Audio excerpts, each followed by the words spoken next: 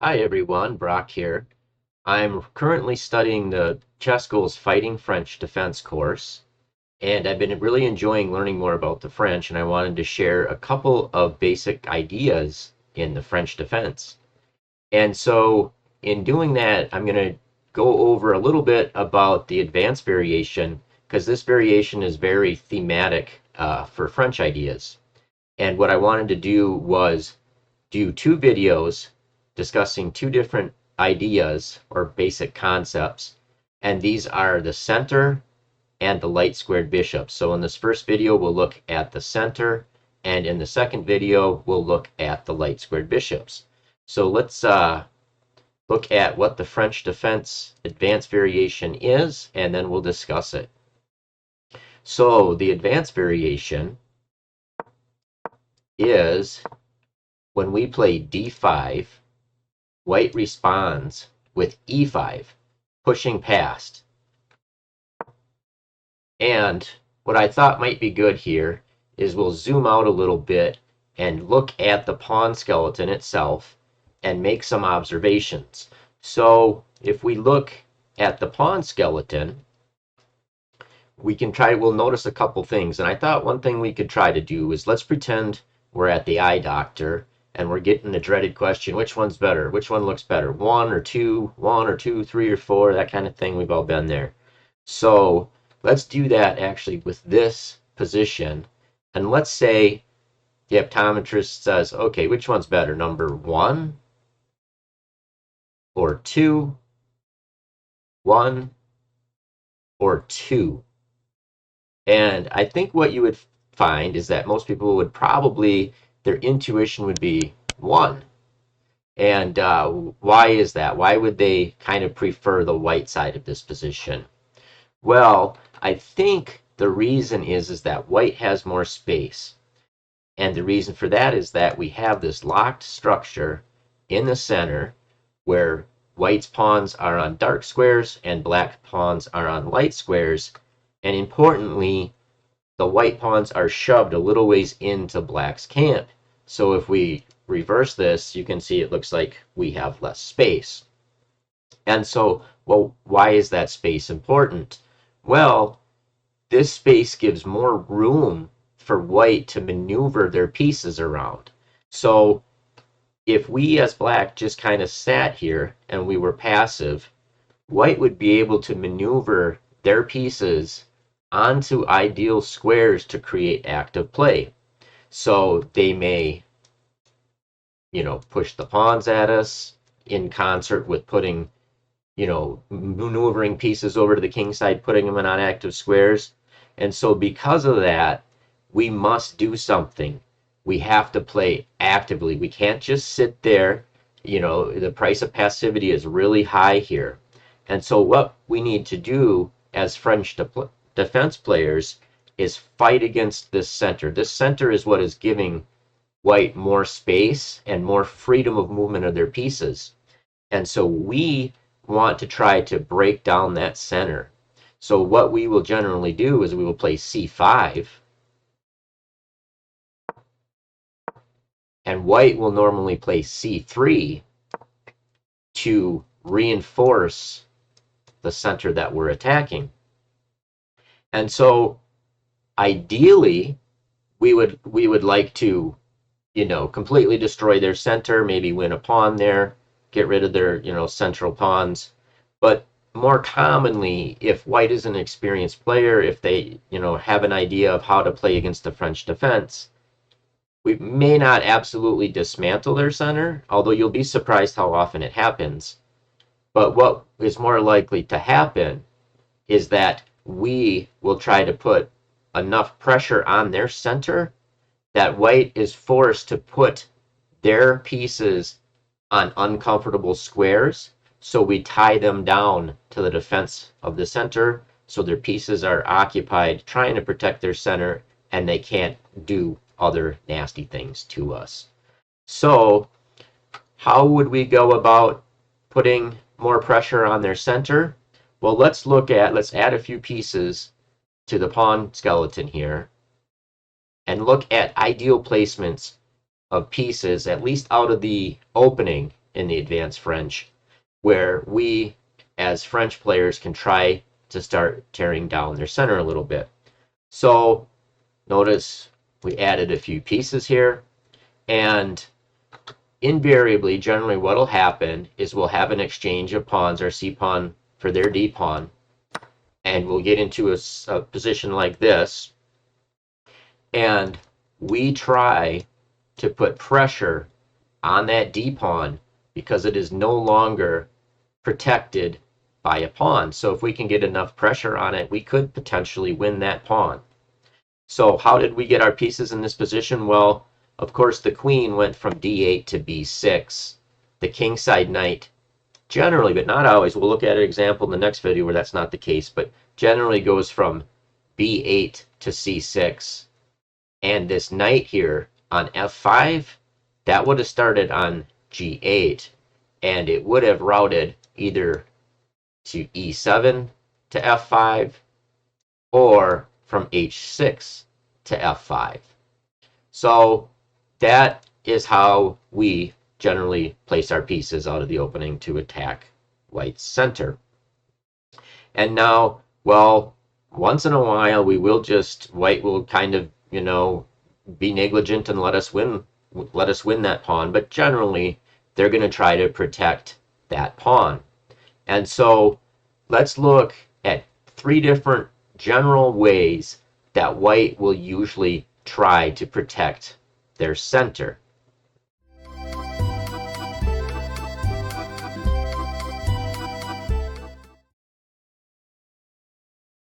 All right, so let's look at one main way that white may try to defend all this pressure that we have mounted on their center. And that is to just simply defend d4 with pieces. So they will get as many defenders on that square as we have attackers on that square. So like in this case, they got 3 defenders, we got 3 attackers. But let's just look real quickly at typical places that white may put their pieces in order to provide defense to that d4 square. Well, the knight is on its, most logical development square, and it protects d4 from there. The queen protects it from its original starting position. But what about this knight on c2? Well, sometimes when you're playing the French, you may notice that the person you're playing against will route their knight from b1 to a3 and then back to c2 to provide protection to d4. So if you're playing the French and you wonder why they're playing their knight out to a3, it's more than likely that they're trying to get their knight back to the c2 square to protect d4. Now, this dark squared bishop can also provide defense to that square. And it can do it a few different ways, actually. One way would be to route to d2 to c3 and then provide protection from the c3 square. Now, another way would be is if the b2 square happened to be safely available for the bishop, it could protect d4 from b2. And a final way would be to, let's just make a random move so I can put this move here, would be to go to e3. And so one thing just to mention about this is that it can be very tempting for black to say, aha, I'm just going to take that bishop with my knight, and I've, exchanged a knight for a bishop. I've hurt their pawn structure a bit, but we need to be cautious when doing so because this isn't necessarily something that white always needs to fear. It depends on the specific situation, of course, but if we look at the change in this position, this d pawn is now protected by a pawn. And so it's, we're going to have to come up with a different strategy now because it's no longer going to be effective just attacking it with pieces if it has the protection of a pawn. And the other thing that we have opened up as a possibility for white is that white will be able to use this open F file for their rooks. So that's, generally how we'll see the pieces placed for white when they're trying to provide protection to that d4 square. And so let's move on to the next way that white will generally try to provide protection to that d4 square.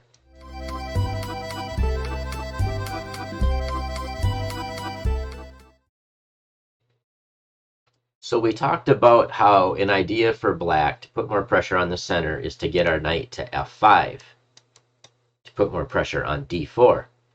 And we can get that knight there either by going from g8 to e7 to f5, or routing through h6 to f5. And it's in this process where white may employ their second method of relieving pressure on the center. So let's play knight to f5 here and see the first example. So now we got our knight to f5, and we are really putting pressure on d4. So one thing white could do is use the idea from the last part and say, okay, well, I'm just going to move my bishop back and directly defend that d4 pawn with my queen and put adequate defense on it with pieces directly. But they may just, they may say, I don't like all this pressure. I'm sick of dealing with it. And they just figured they can't take the heat, so they're going to get out of the kitchen and they're just going to, use this release valve and say, okay, I'm just going to play bishop takes knight and just get rid of one of these attackers. And so then generally what will happen is black will end up putting our bishop on e6, and white may be thinking, okay, well, this is great. I got rid of some pressure on the center. This bishop is just a giant pawn now. Now that I've taken care of my central problems, nothing to worry about, right? Au contraire, mon frère. Terrible Bart Simpson. But let's just kind of look at this from black's perspective and just kind of show that this is actually not so simple for white here. So as black, this type of position does make an appearance in the Chess Schools Fighting French repertoire, and I love this structure here. Basically, as black, if you look at it, we have potential for kingside attacks and kingside activity. And so what we can do is we can play g5 and then eventually follow it up with, with an f5 push, looking for, kingside attacking potential. So that is one way that white may respond to this pressure that we put on the center. And another way is, in the last example, we routed our knight through e7 and went to f5. If we decide to route our knight through h6, which is a totally viable approach, white may use the same kind of reasoning and say, okay, I don't want to deal with all this pressure on this d pawn once black gets their knight to f5. So I'm just going to chop that thing right now. And you'll get this. And so this is another situation where white might be thinking, oh, this is great. I got rid of the pressure, some of the pressure on the center. And not only that, I've weakened their king side, made their structure worse. But the thing to know is that this king side is not as weak as it looks at all. And in fact, we can put our bishop potentially on g7 and consider playing f6 even, and really starting to bust down that center, keeping in our theme of the French defense where we have to actively fight against their center. Because when this bishop gets on g7, look at that influence it exerts over the center. So this can actually be quite fun. And the other thing is this g pawn is no longer in the way of the rook. So we can potentially move this rook over to the g file, put pressure on the king side, even consider things like rook lifts, laterally attacking the center. So this is definitely not all roses for white here. And these are really fun positions to play for black. So let's move on to our next way that we may see white try to defend their center. And this one is actually a really important one that all beginning French defense players should know.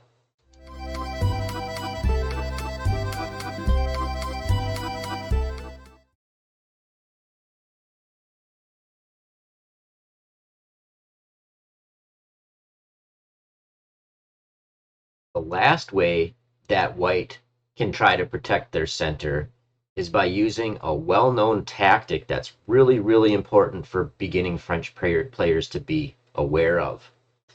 And so if we look at this position here, it looks like, okay, we got 3 attackers on d4, and white only has 2 defenders.